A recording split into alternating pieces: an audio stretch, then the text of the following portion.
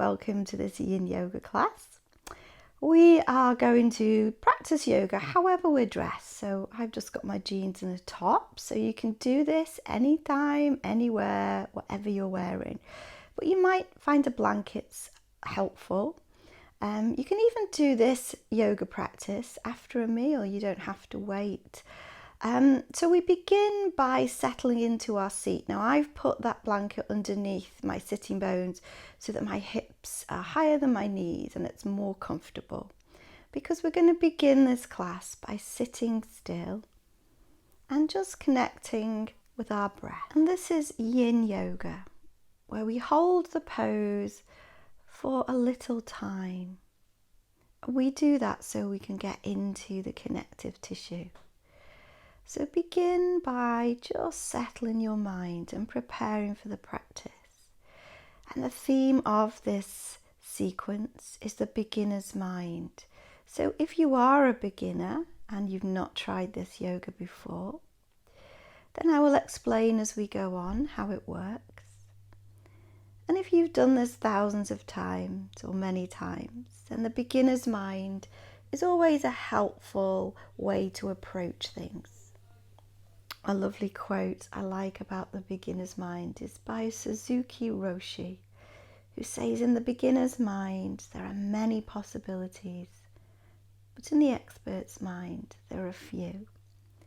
So I'd like to invite you now to open yourself up to the possibilities of your breath.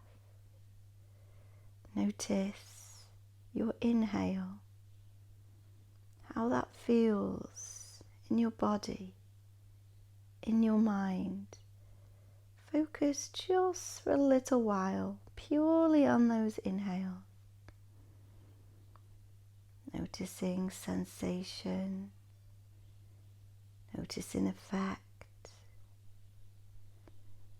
Notice everything that feels different as you inhale, as to when you exhale. As you begin to shift your attention to your exhales now.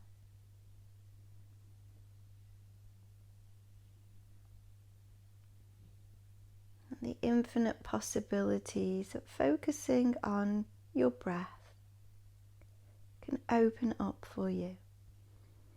We breathe 20,000 times or thereabouts a day, but most of them we don't notice. When we open ourselves up with curiosity, there can be profound changes just in the observation.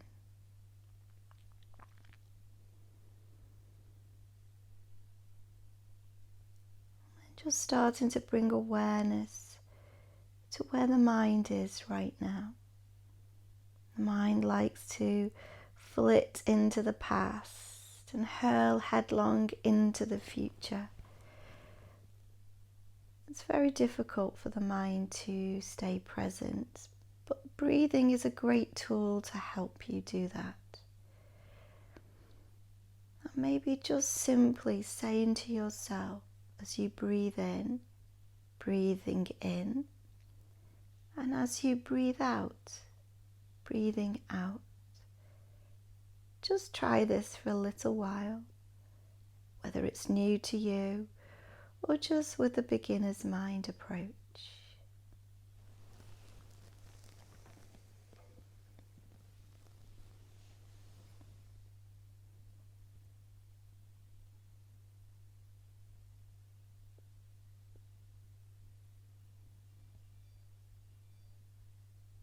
Breathing in, breathing out.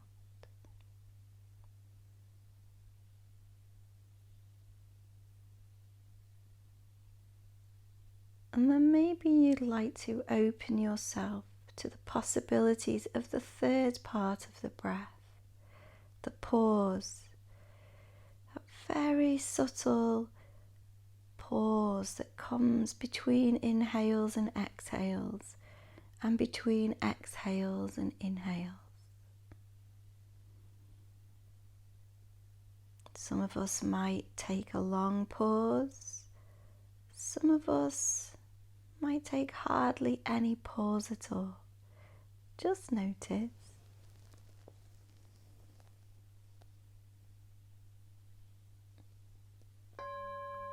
And we're going to move now into our first pose, butterfly pose. So I'm going to turn side on for this. So I just put the blanket underneath my sitting bones so it lifts those hips a little and it puts the pelvis into a neutral position.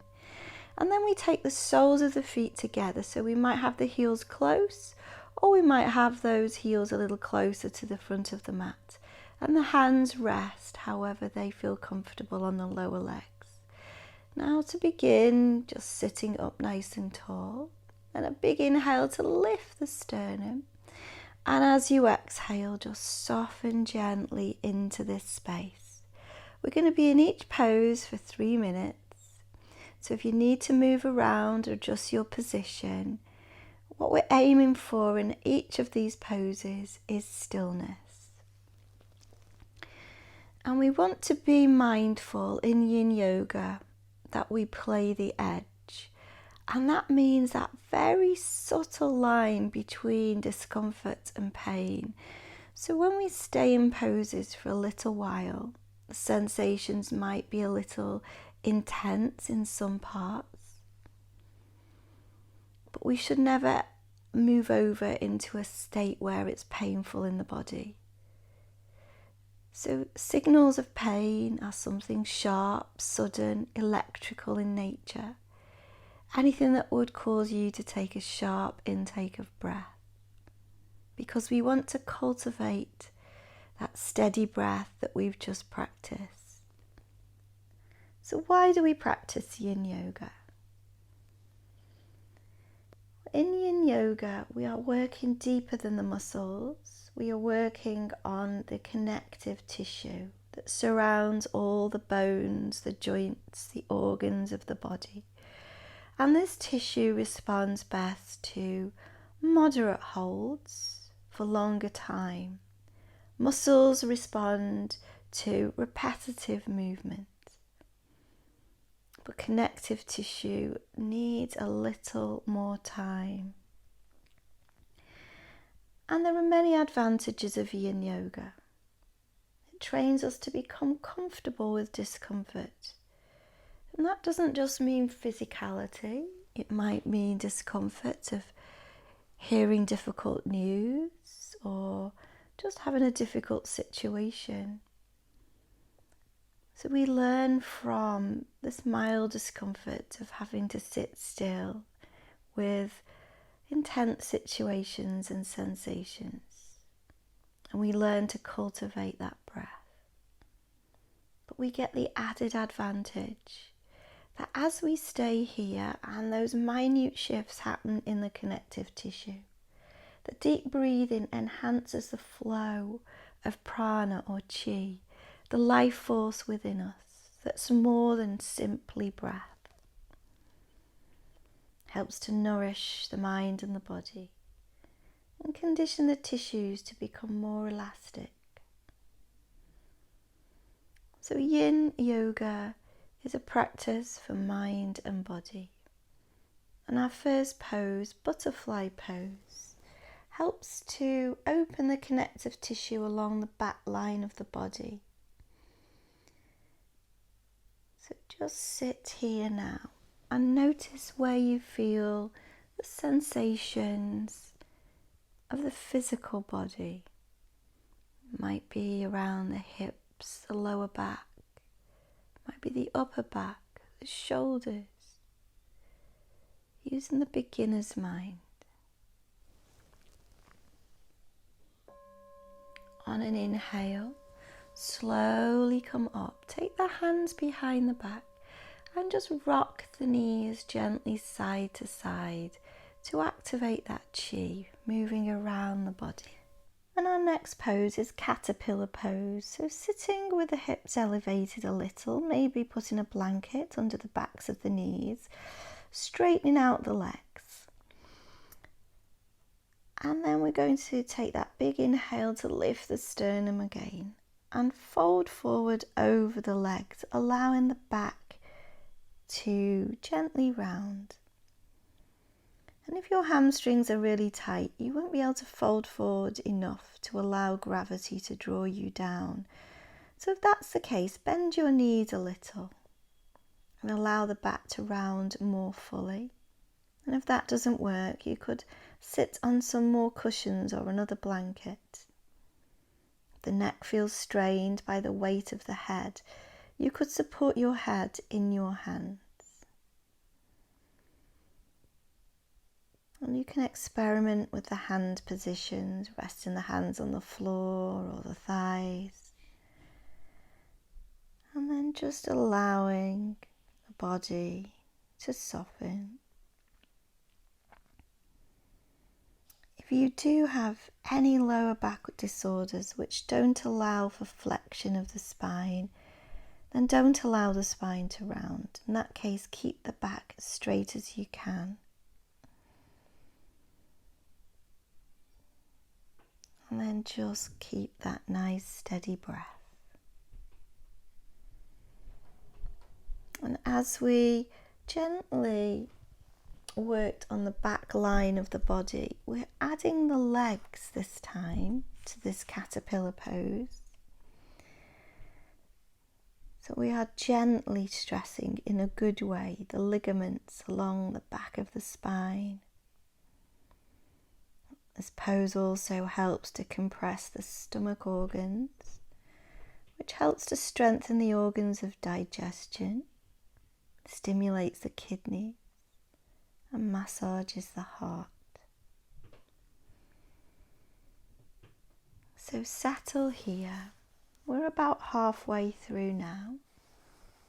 We've got another minute to go.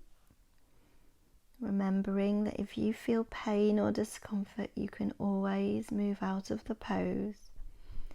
But making your movements very slow so that we don't jolt the body, make it come into that sympathetic nervous system of flight, of fright. We want to keep our parasympathetic nervous system in control here. The rest or digest, where the repair and the healing happens. And we can help to enhance that sensation of parasympathetic nervous system with deep breathing. Send signals from the mind and the body to each other that it's okay, we're safe. We don't need to send any warriors out to fight causes for us. We can just simply be. And that's one of the beauties of Yin Yoga. We can just be. Instead of being a human doing, we can be a human being for a little while.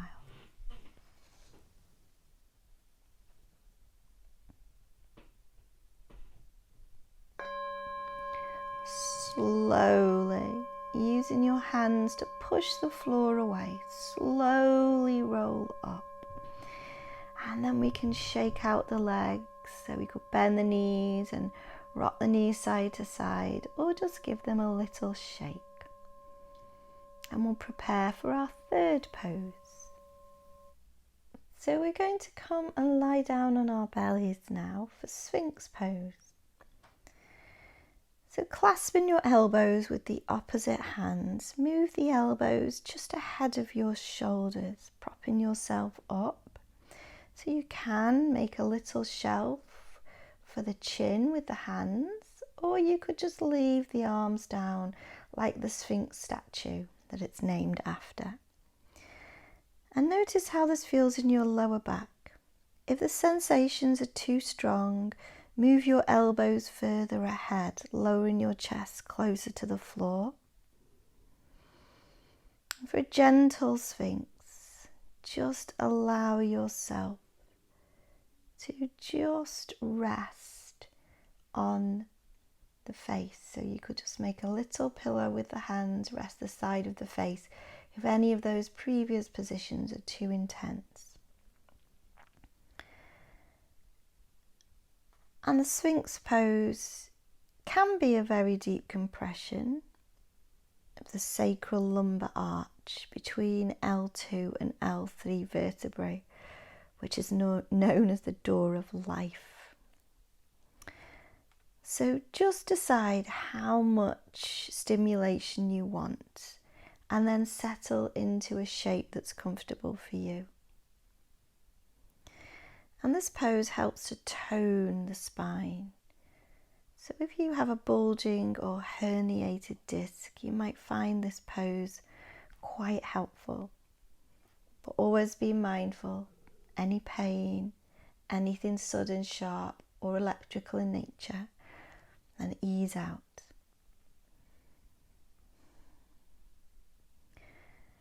And we're going to just settle into this soft back bend.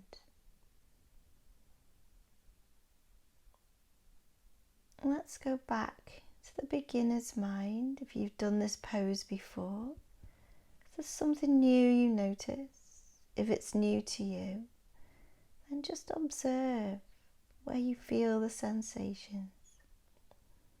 Beginner's mind is always content to explore possibilities and is less likely to judge something good or bad. It just is what it is.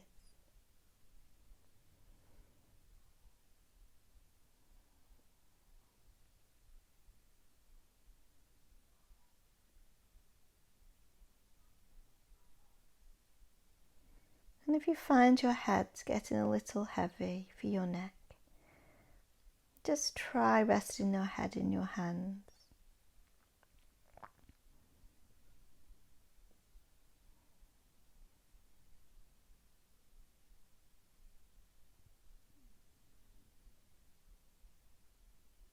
And breathe.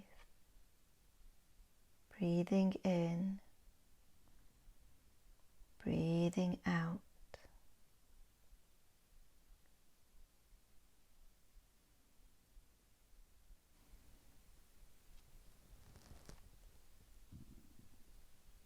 And Bernie Clark, the author of a book called A Complete Guide to Yin Yoga, suggests this is an ideal pose for watching television.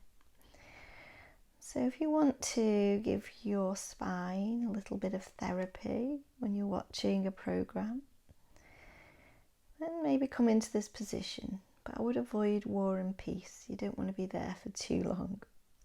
So come out of the pose by just making a pillow with the forearms resting one side of the face down. And then just breathe into all those spaces where you notice this pose. Inhale, come up, stretch those hips back to the heels. And maybe you'd like to take a few cat-cows. So inhaling, lowering the belly. Exhaling round in the back to get that chi flowing around the body. And then we're going to come back to lying on the back. And we're going to bring the knees towards us so we can hold on behind the calves, we can hold on the shins, or we could just let the hands rest on the floor, tucking the chin in so the chin's level with the forehead.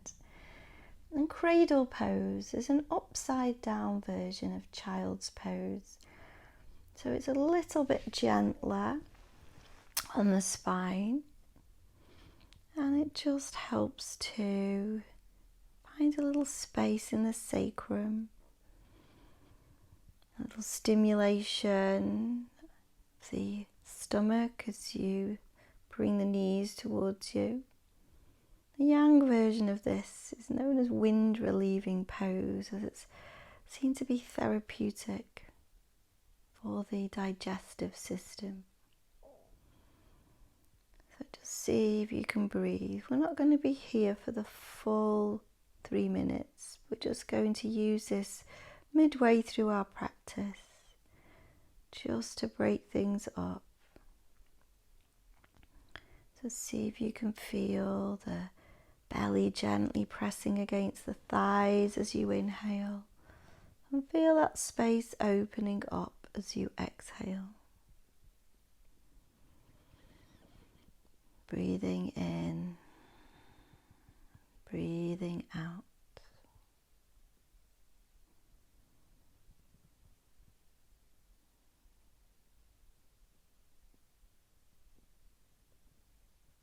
And seeing if you can take 3 deep breaths here, even deeper than before.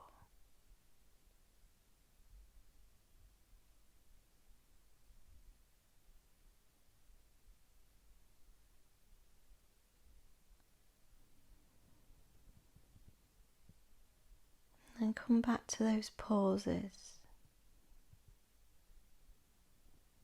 Those pauses in between inhale and exhale.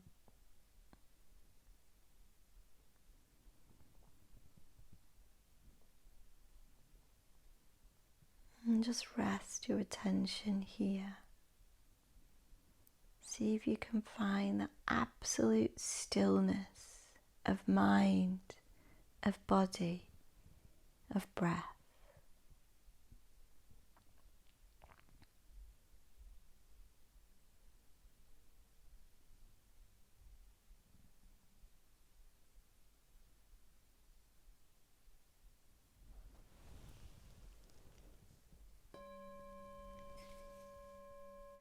And then just slowly lower the legs, feet hip width apart. We're going to take the left ankle over the right knee now. I've just realised that it might feel nicer to put my right foot a little further off the ground, but it also might be nice just to take that away. So experiment. So we take the left ankle over the right knee, and then you could keep that right foot on the ground. You could put a blanket underneath the head, or you could lift that right leg off the ground and hug it towards you. So whether you keep your right foot on the floor or whether you wrap your left hand through the legs, right hand outside, there are lots of options for our eye of the needle pose. And this is a variation of sleeping swan or pigeon pose. But when we take the spine out of the equation, the opening of the hips isn't as intense as it is in those other 2 poses. So we want sensation, but we don't want it to be sensational. So this is a nice way to get into the hips and just not worry about any other part of the body. See if we can keep our awareness in the hip area and notice where you feel this pose. So there's a bit of yang energy if you've lifted your right foot, so that you're using some muscles of the upper body to keep that foot in the air. But see if you can relax everything else as much as you possibly can. And then just notice how the buttock feels, how the area around the outside of the hips feel, and how both sides of the body feel different, the right side and the left side. So take your beginner's mind and with curiosity now, explore the sensations that might be showing up here.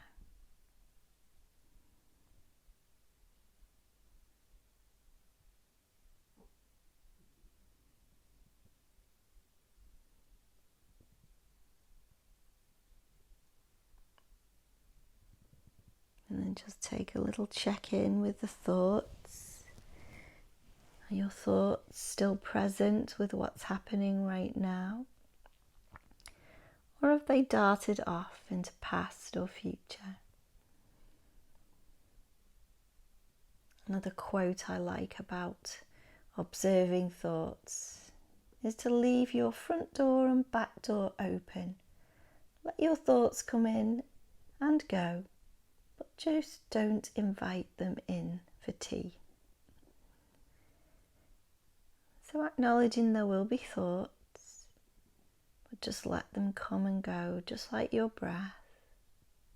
It comes and it goes.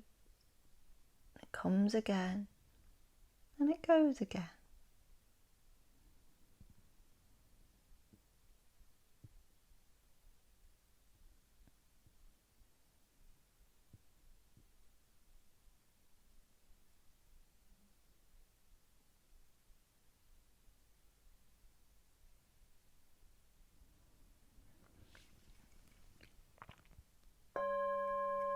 So now we're going to come into another pose on this side. So if that right foot's in the air, we're going to lower it to the ground.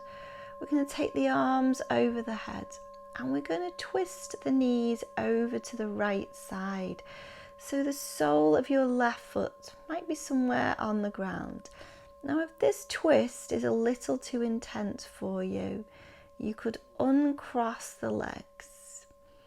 And you could just gently stack the knees on top of each other.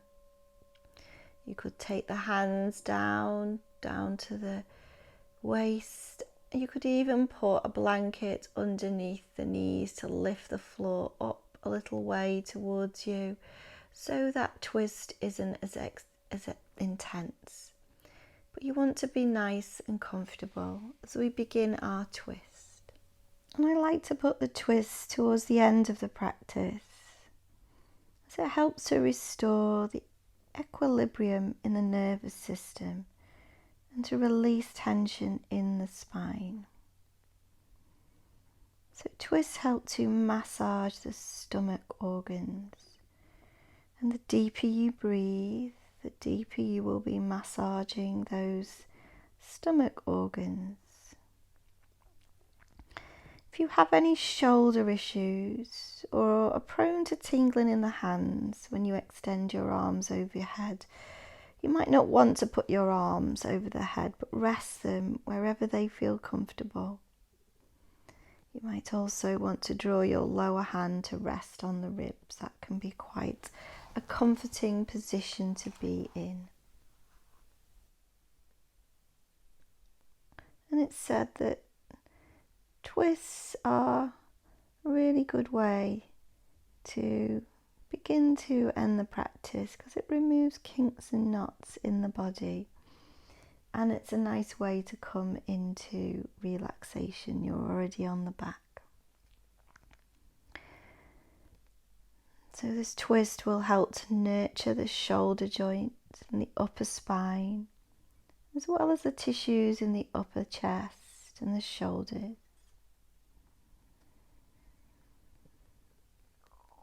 So breathing deep now.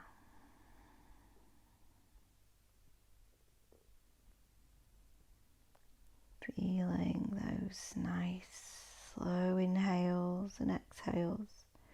And making sure the neck's in a comfortable position. So your neck might naturally have moved over to gaze towards the knees or to the opposite direction, or you might prefer a more neutral position for the neck, gazing up towards the ceiling, or if your eyes are closed, just in a natural position for the neck. And try to avoid pushing into this shape. Just let gravity do the work for you. And the deeper you breathe, the deeper you will be, finding the beneficial aspects of this pose.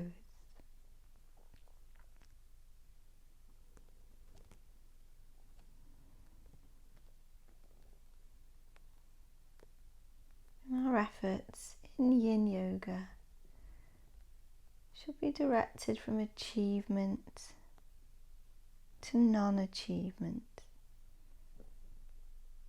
to just being in this shape, in this body, with this breath.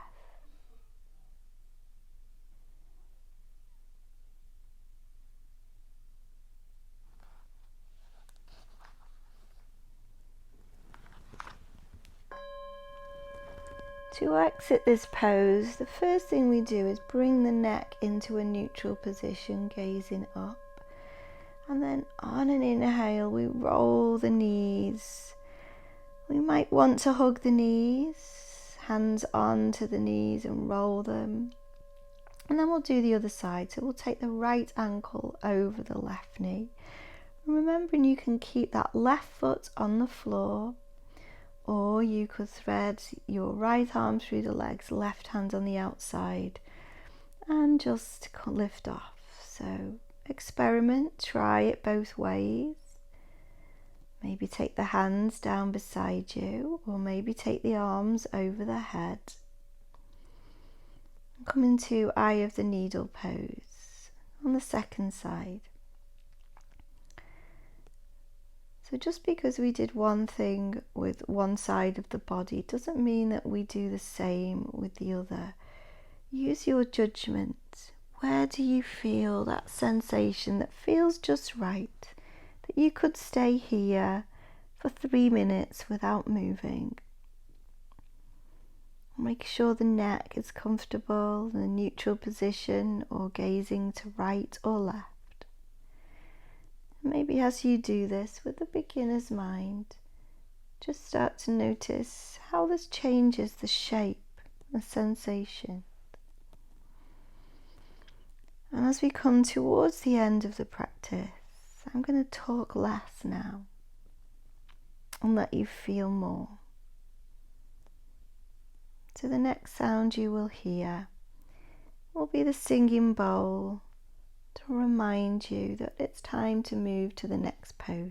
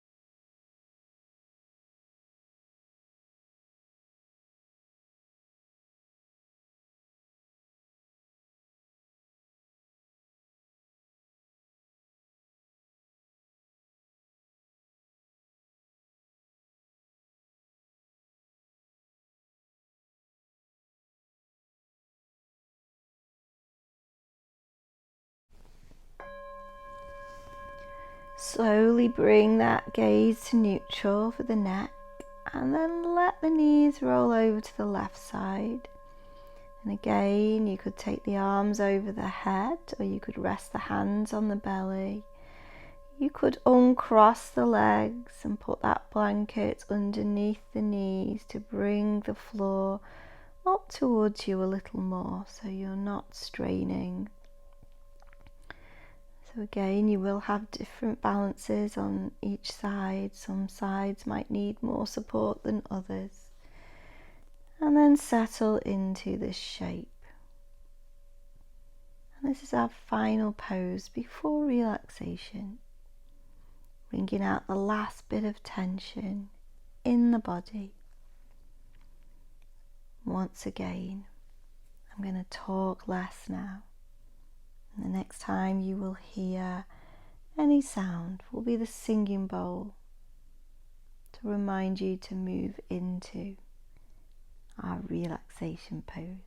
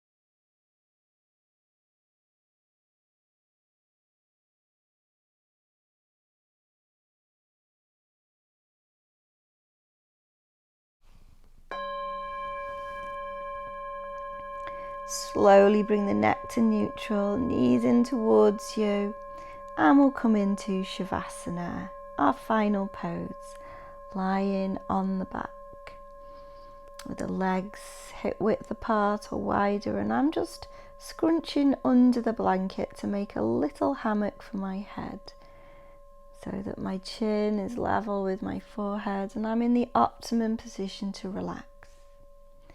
Of course, you might want to be in a different position. If it's uncomfortable to lie on the back with the legs out straight, you could bend the knees, or you could come to any other position that supports your rest. And we'll begin our relaxation now. So we want to let go of the physical practice and come into the most important pose in any yoga practice, Shavasana.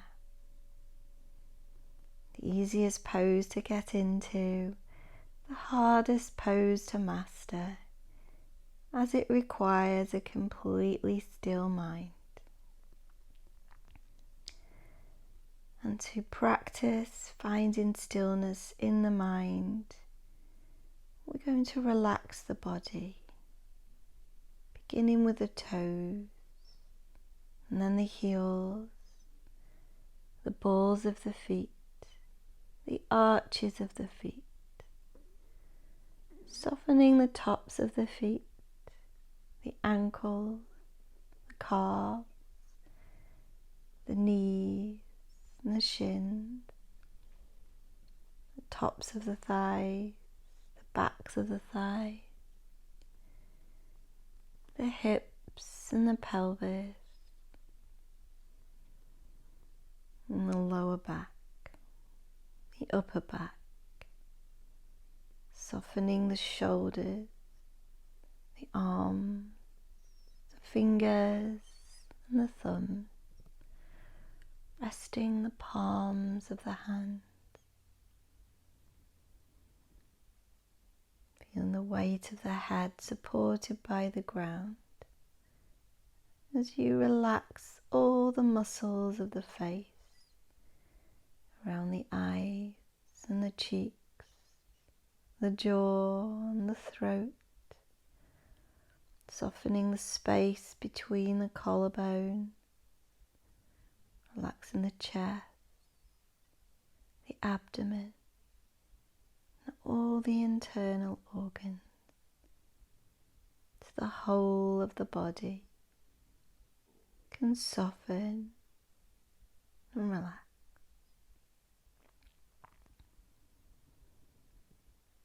Allowing that breath, that life force, that chi to circulate without obstruction into every single cell of your body, healing the body, restoring the body, resting the mind, and coming to stillness.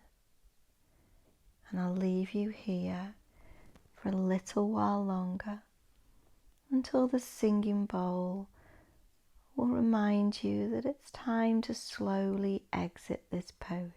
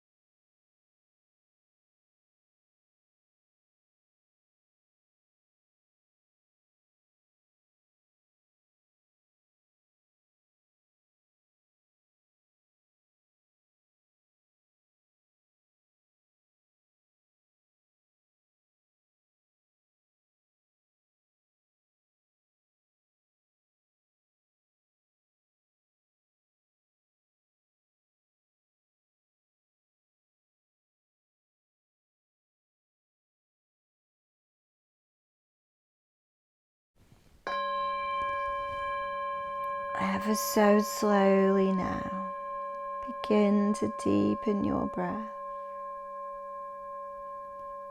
Invite a little movement into fingers and toes, giving them a gentle little wiggle.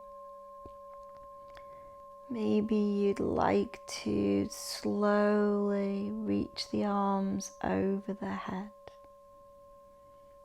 and give yourself a nice, long, nourishing stretch.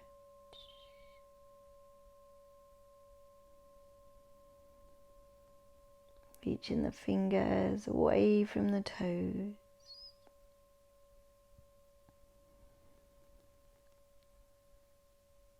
Or maybe you'd like to just bring the knees gently towards you, wrapping the hands slowly around the shins, giving yourself a nice, long, nourishing hug, but making movement slow, as though you're in slow motion, rolling gently over to one side, making a pillow with the hands,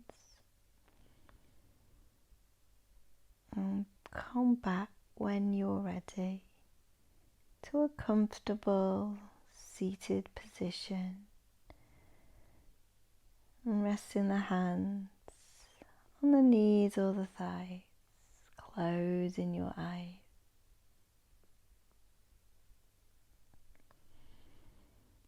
Feel the residue of your practice.